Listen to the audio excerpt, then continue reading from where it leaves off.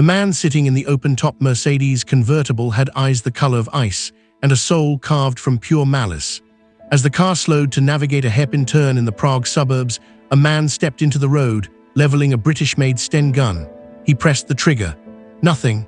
The gun jammed. But rather than running, the second man, knowing they were dead men walking, reached into his coat and pulled out a modified anti-tank grenade. This wasn't a simple assassination. It was an act of cosmic justice against the architect of the Holocaust. And the moment that grenade arced through the air, it sealed the fate of not just its target, but of an entire nation. To understand the rage in that grenade, you must travel back to the dark heart of the Reich. It is 1941, and the man in the car, Reinhard Heydrich, casts a shadow longer than the Black Death.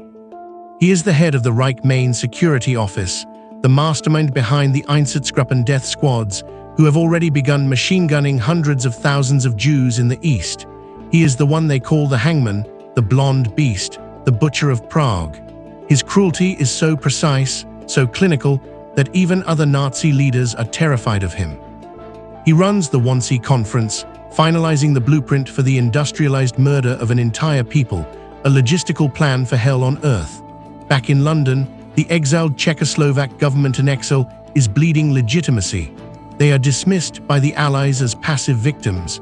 To prove they are a fighting force, they sanction an audacious and suicidal plan, Operation Anthropoid. Goal is not just to kill a monster, but to light a fire of resistance under the iron Nazi boot. The men chosen for this descent into darkness are Jan Kubiš, a quiet, intense Moravian sergeant with a stoic sense of duty, and Josef Gabčík, a Slovak with a soldier's discipline and a heart full of courage. They are not supermen. They are ordinary volunteers in extraordinary circumstances, trained in commando tactics at a special camp in Scotland. They know the mathematics of their mission are grim. Survival is a statistical anomaly. Yet, on a moonless night in late December 1941, a Handley Page Halifax bomber drones over the snow-blanketed hills of Bohemia.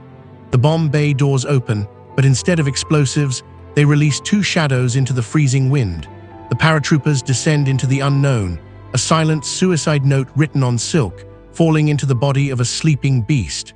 The drop is a disaster. They land miles off course in a field of white, their guide stars having been misread. The coordinates of their safe houses are useless. Alone, freezing and hunted by a vast apparatus of occupation, Gabčík and Kubiš are already ghosts. They trudge through the snow, knowing that a single knock on the wrong farmhouse door will result in a noose for the family who answers. Slowly, painfully, they establish contact with the shattered remnants of the Czech resistance, a spiderweb of silent patriots who whisper in shadows and risk their entire bloodlines for a bowl of soup and a bed in a cellar. The paratroopers are hidden in plain sight in Prague, a city choked by the black and red flags of the swastika. Here, they begin a macabre surveillance dance. For months, they walk the cobblestone streets, memorizing the routine of the monster. They watch Heydrich's parade. The man lives with a theatrical arrogance that defies belief.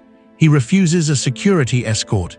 He drives without an armored roof, flaunting his absolute confidence in his own dominance. This arrogance is their only weapon. They watch his Mercedes trace the same route from his villa in Paninské Brežiny to Prague Castle every single morning. The bend in the road at Holšovičkách is the killing ground. It's a sharp curve where the car must slow to a walking pace. It is here they will stand. The morning of May 27, 1942, dawns with a terrible clarity. Gabčík hides a Sten submachine gun under his raincoat, the same raincoat slung over his arm to hide the weapon. Kubiš carries a briefcase.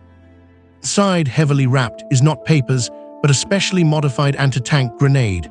A third man, Valchik, stands 100 yards up the road as a lookout. They wait for nearly an hour, their hearts pounding a death march against their ribs.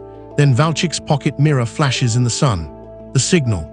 The grey-green Mercedes is racing towards destiny. As the open-top car groans down the gears and hits the curve, Gabčík steps into the open. He swings up the coat, revealing the Sten, and pulls the trigger.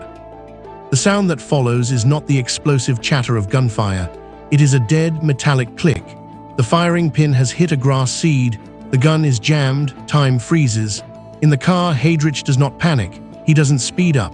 He stands up, drawing his pistol, a predator staring down a broken weapon. It is a moment of absolute psychological collapse. but Jan Kubiš does not freeze. As the limousine screeches to a halt, Kubiš steps from the shadows and hurls the bundle of metal and explosives. The grenade, a heavy modified anti-tank charge, is not aimed at the man, but at the car's rear wheel. The physics are unforgiving. The blast tears through the chassis and the horsehair upholstery, shredding the rear door. A shockwave of shrapnel, leather, and metal wire blasts upward into the vehicle.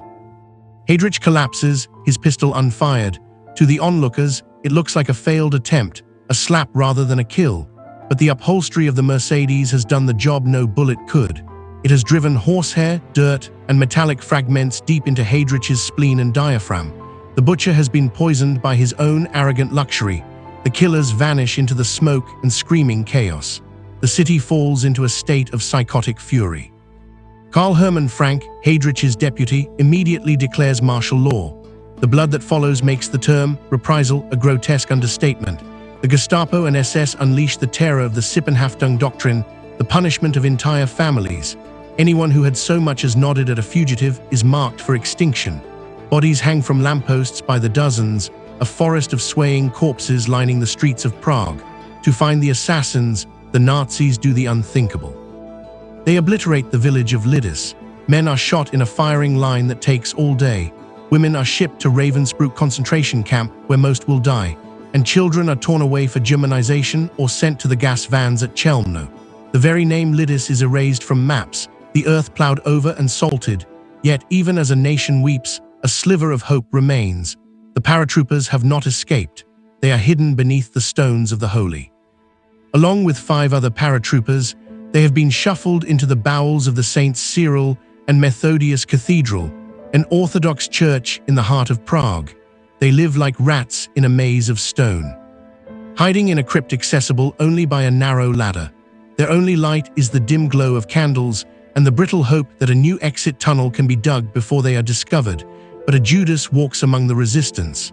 Kale Churda, a fellow paratrooper broken by fear and tempted by the staggering 1 million Reichsmark bounty, walks into Gestapo headquarters. He talks. He gives them names, addresses, families. And finally, he points them to a stone building in Reslava Street. At 4:10 a.m. on June 18, 1942, 750 heavily armed SS and Gestapo troops flood the streets. The siege begins. The Nazis storm the choir loft first, where 3 defenders wait. The firefight is a pyre of gunpowder flashes in the holy darkness.